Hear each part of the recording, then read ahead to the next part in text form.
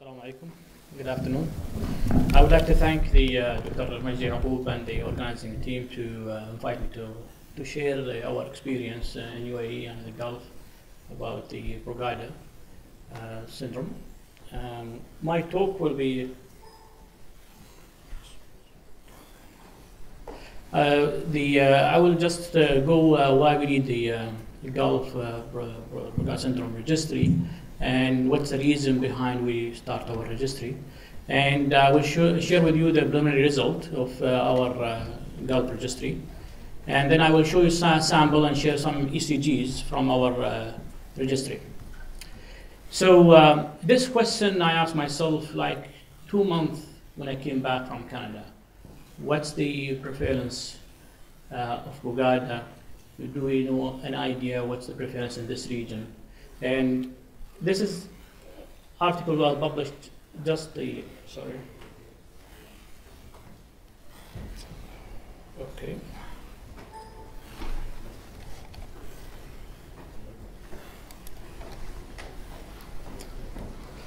So this I published just in the Europeans in 2012, and they looked at the prevalence of the type 1 pattern of ECG. And most of this study is a retrospective study, and is almost like 400,000 patients. And they found that the prevalence it's maybe around, most of around the world is 0.05%. It's around 1 in 2,000. It's more common to be seen in Southeast Asia. If you look at the prevalence of type 1, is almost 0.36 in Iran and Turkey. So if you look to the Gulf area, we are white in color, so there are no data about the prevalence type 1 or. So if you look at the literature, there are nothing's published about the Brugada in the Gulf. There are only one article was published by Dr. Dawla, and he collected like 25 patients of high-risk patient with ICD from the about 5 countries in the Gulf, and there was about 6 patients, which count 24% of this studies, and 56 was syncope, and 20% was asymptomatic. We followed them for about 4 months, the main follow-up, and the EB study was positive, and the all asymptomatic. They had the EB study and was positive. The upper shock was 50% in the cardiac arrest patient, and 0% in the syncope, and 0% in asymptomatic.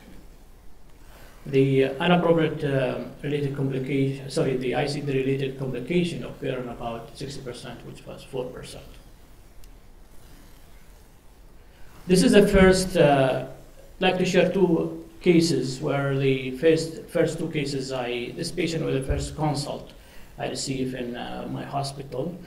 And she's 17 years old, female, local, presented with the cardiac clinic with atypical chest pain, was non-specific. She's not taking any medication. She have 3 sisters and 3 brothers. 2 brothers died suddenly. One at the age of 19, his brother noticed that he's gasping during sleep. It was abnormal breathing, and then one later, they was just talking, and he was describing like having bad dream, and then he died suddenly. Also, his oldest brother died at the age of 30 while sleeping. That's her ECG when she was in the clinic. If you look at that, ECG is almost completely normal. Maybe slightly below PR, but it's within normal range. We did an exercise ECG test, and when the recovery phase, there was a type 1 Brugada ECG. So we did the genetic test, was positive for her, and then we start to screen the family. And so that's our patient. The square is the male and circle is the female. and the red is dead, sudden death, and they are positively, genetically and clinically by ECG. So that's her two brothers. Her mother was type 1 Brugada, positive genetically. She had a sister who was positive. And then we start to screen the mother family, and her sister was also positive, and she is married, and she have 4 kids who was genetically positive also. And then they have family history in the 2 brothers who died. The grandfather of this patient, he married 4 wives. Each wife is almost have like been around 6 to 7 between son and sister. All of them, they have families. When we calculate how many we need to screen, is around 120 patients. So if you imagine it's 50 is autosomal dominant, so if you have the gene is 50%, so you have a 50% chance next generation that they will pass the gene. Not only this young lady, even though she's aware she has Brugada and syndrome, and she married her cousin. And they have 1 child, boy. And that's his ECG. Okay. If you look to the V1, it's the type, very suspicious Brugada. It's nice to share your opinion, because we just sent his blood test before like 1 month, just to screen his gene. So I didn't told her that yet. That maybe most likely he have Brugada, to be honest, because she was really panicking in the room in the clinic. This is second patient also. That's almost like a month after this lady. He's 32 years old male who had an ICD implantation for idiopathic frontal fibrillation.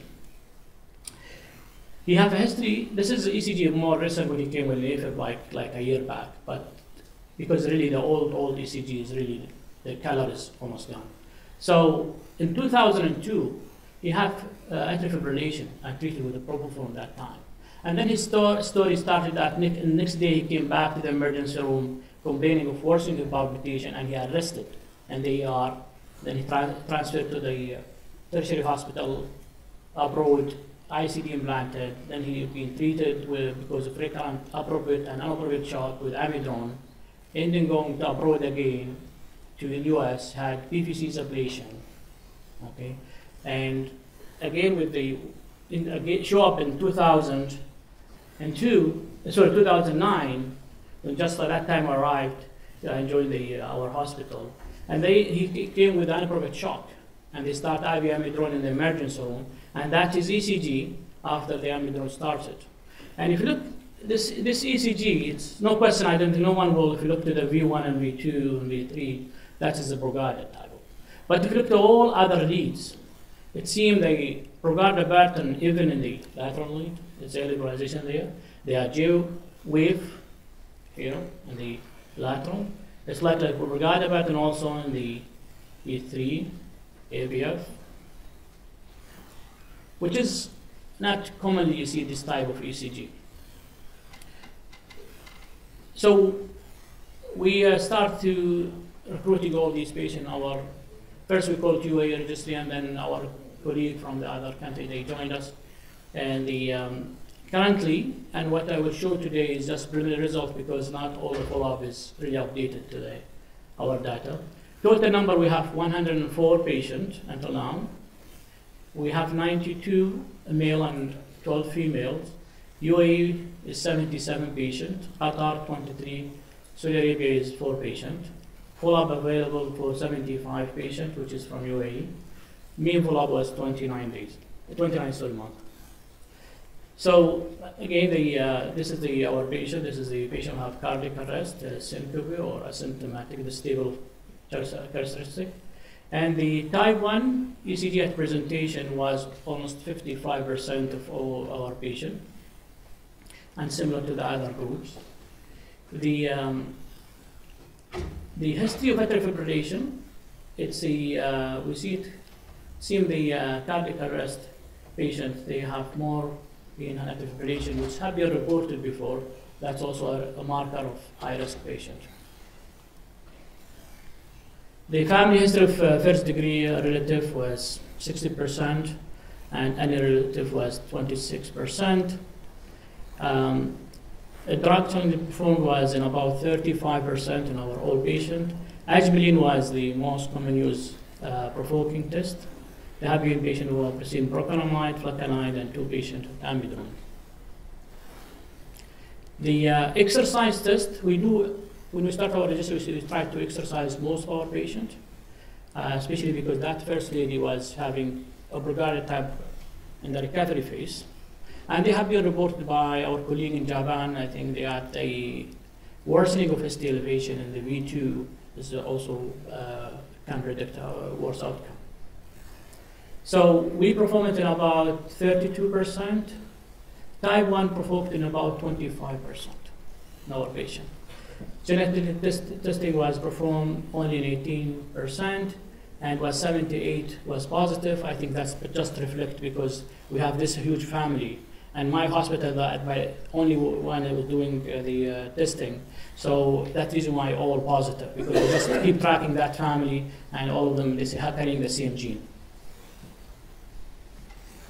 The EB study was done in 20% of the patient, and 55% was ventricle-induced. Ventricle fibrillation was induced. ICD implantation was done about in 43%, which is for the percent of the patient, but mostly it's single chamber. The subclavian was the most route for the complication hospital was 0. The unique in our patients is that we have almost like 20% uninsured, and the cardiac arrest about 33% they have no insurance. Even though our rules in UAE that all emergencies cover free, but they have no insurance. And the Gulf nationality account for about 40% of our population, followed by the Indian most commonly, but the national is about 40%. As we mentioned before, this is binary result. It's just it may not, but it's mimicking other registry. We will be careful to take this p-value, but we see if this is the male, the red is a male and female, and the female there was 0 event, and the male they are some event, but the p-value was not significant, and which is mimicking the other registry also. That the male usually would do worse compared to the female. If you the risk of syncope and ventricular fibrillation or death by the type of ECG, spontaneous or drug-induced, and it showed the trend for the spontaneous to get worse, but also I will be careful to interpret, but most of the registry showing that the spontaneous type of ECG, they have more worse outcome and higher ventricular rate. If you look at the risk of the cardiac event, in the patient who have cardiac arrest was having the all event happening to them, almost about 9% annual rate. The patient with a syncope and asymptomatic was they have no event, but also the follow-up is only 1.5 years, and a small number. The appropriate shock, there was a 34 patient had an ICD implantation. The annual appropriate shock was 4%, and for mean follow-up is 2.1. Also, similarly, inappropriate shock because of lead fracture, SVT. There was also 4% every year in these patients. If we look at the EB study result, if you look at the cardiac event and for the patient, we have 19 patients had an EB study. If you look to the patient who had positive or negative EB study, it was negative, no event, cardiac event in both. Follow-up is only 1 year, which is still a dilemma about the role of EB study, even though Dr. Brugada have different opinion, but they have been reported that EB study maybe have no rules in risk satisfying the patient. I will show you some of the ECG. This is a 50 years old male. He has history of frontal lobe epilepsy. and he is in Lamotrigine. If you looked at his ECG, he came to our hospital because of syncope. Looked at the ECG, I think it's a type 1 Brugada syndrome, or Brugada syndrome. But if you look carefully, you have also J-wave in the ABL. And if you look, we start to notice this is also, especially if the QRS is negative, the G-wave. Okay, so I will not call it fractionated. I will say J-wave because the QRS is also negative, and this is just another J-wave, even though it's negative. That's his son. So we ask his son to have an ECG, and he's 18 years old, asymptomatic. His son, he have some early liberalization, but he didn't have Brugada pattern. But you look, there are J-wave points which have been reported to be in some patient risk of sudden death. This is another patient, 14 years old male, collapsed at home. CPR was done by his father. And the ambulance when they arrived and they found him in ventricular fibrillation, they shocked him. This is ECG like 3 or 4 days post. If you look at this ECG, there are no Brugada pattern here, but there are a diffuse early liberalization, J-wave. Everywhere. Even in AVR. If it's negative, you see it negative. 8 months later, he came, and that's just before like a month now, he came presented again to our emergency room complaining. He went abroad, he had an ICD implanted, he came with a recurrent shock. And that is ECG, was done just in the clinic. And you see, now they have a type 1 Brugada. Still you have the J point everywhere. Sorry.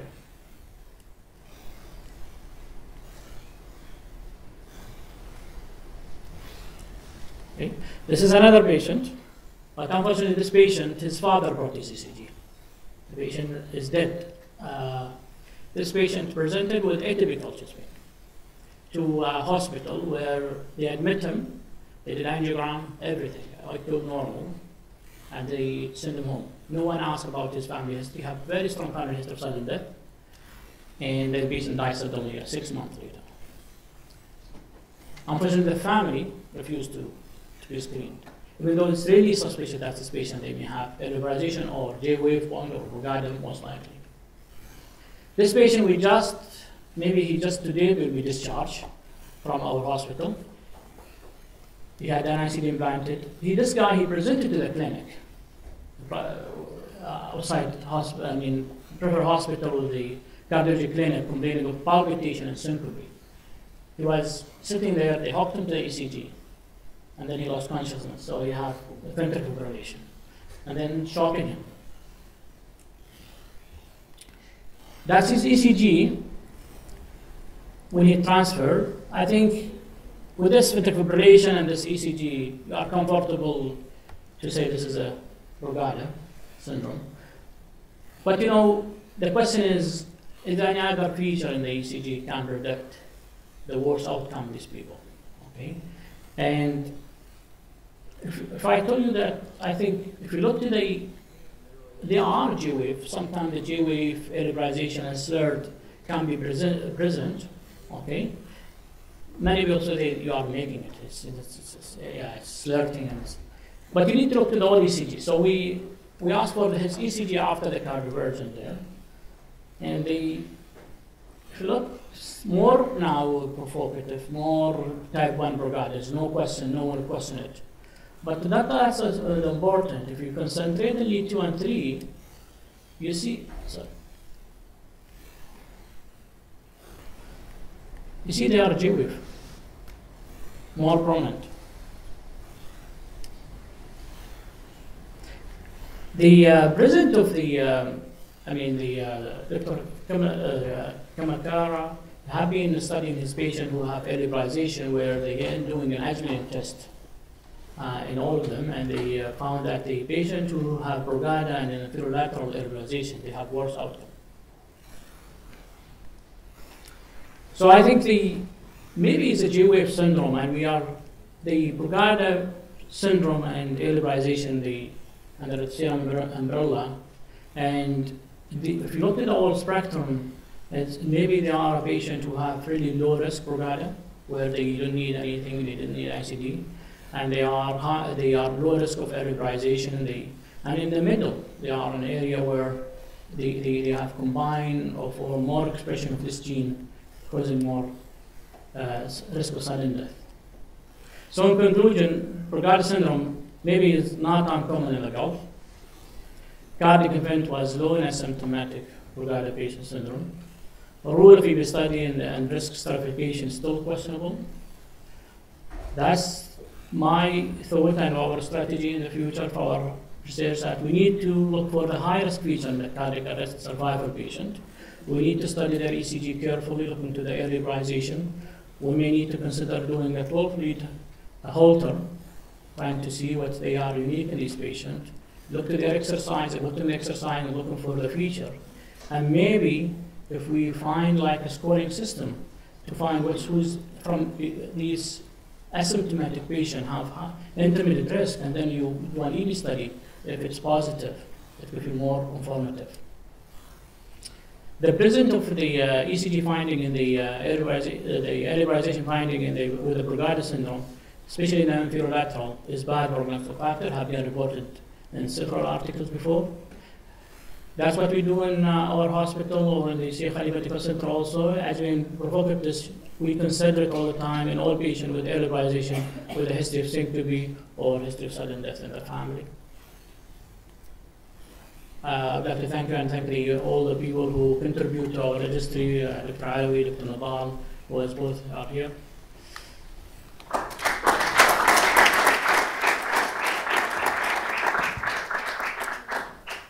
Thank you very much, Dr. Salem, for enlightening us about Brugada in the Gulf. The floor is open for question and discussion. Yes, Dr. Peter.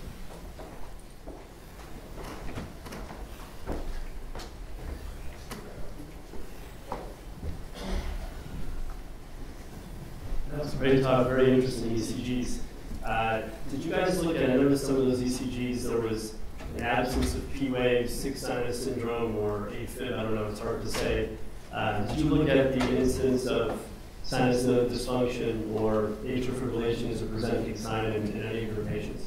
We have only one patient who presented the first time with AFib, but the AFib is in high-risk patients happening. We recorded in the ICD, but we never studied the sinus node dysfunction in this patient during the EB study.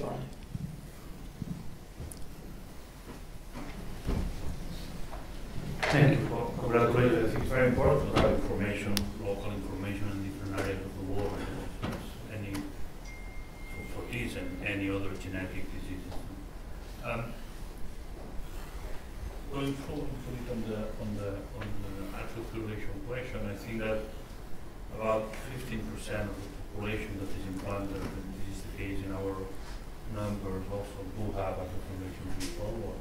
And there is now we are even thinking that probably if you have somebody you were explaining before that you had some patients, very young patients, that present to you with normal heart and atrial fibrillation, this is an increasing disease that we are seeing all over the world. Probably some of them should be tested for Brugada, because it was Papone that did the study on patients with idiopathic atrial fibrillation, no other whatever risk factor, and very unusual like the ones we described before, and he found that 1 out of 10 had positive idiopathic death. And probably the reason was that it was a way of expressing of Brugada as atrial fibrillation. And very interestingly, I explained that the first patient we ever saw, he had a 6 Simon syndrome, and this patient was implanted with a pacemaker. And it's true that later on, this has been very rare in our city, extremely rare. But the first ever patient had a clear 6 Simon syndrome and was implanted. That was a 2-year-old. Right. Right. So I think that for atrial fibrillation, I completely agree. Unless very interesting atrial fibrillation described, remember the first association in true family atrial fibrillation, not simply an association of mutations on patients with paroxysmal atrial fibrillation, but the true family, 9 families in fact from the same area in Spain that had atrial fibrillation since birth. They were born with atrial fibrillation, and in fact, the majority of patients that we were discovering, they were adults, and they didn't know they had atrial fibrillation because they were completely asymptomatic. So I suggest you that the patients were seen, the young patients, no whatsoever reason for the atrial fibrillation. Consider the possibility that the atrial fibrillation that is there since birth, because then you will find that the whole family will have atrial fibrillation. That's what happened to us with this family. So the things are the things that should be watched out. The question is, and we're discussing that during lunch, no?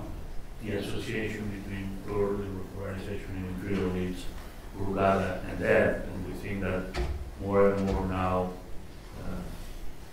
we see that this is a real association. In fact, when we go back to all our patients, the ones we were publishing and discussing years ago, in fact, you look at many of them do have early regularization in imperial leads.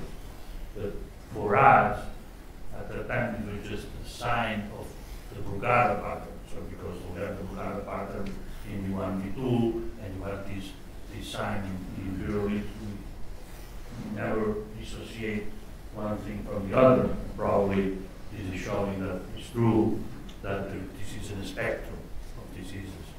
It has been very useful, as I was saying, to identify different pathologies and try to link one mutation, one disease, to understand it for us and to be able to explain the physiology of the pathophysiology, but probably real life is much more complex than that. That mutations will have a spectrum of phenotype and we'll have to understand that. But it's interesting to see that the majority of your patients also, there is this association.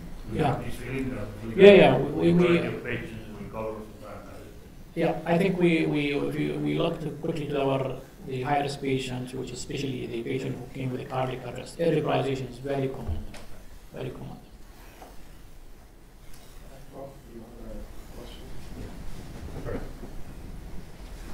Thank you very much indeed. Great study. Obviously, substrates which needs to be studied a lot more. My question is related to the patients with changes in inferior lead. Do they have any structural heart disease? Have you looked at, with an MRI, whether there are changes, and what's the crossover with ARVC? Obviously, these patients have channelopathies, not desmosomal problems, but that's something which can be looked into with the genetics, the subject of the next session. To be honest with you, not all of them they had cardiac MRI, but we depend on the echo. If the echo is fine and the ECG is typical Brugada with the dynamic, especially if we do measurement, we didn't do cardiac MRI, and it's not the reason because we didn't want to do it, but unfortunately it's not available in UAE, even though we have the machine. Who's to report it is questionable, so we have no one really to report the cardiac MRI. Otherwise, it was part of our protocol that every patient he go for cardiac MRI.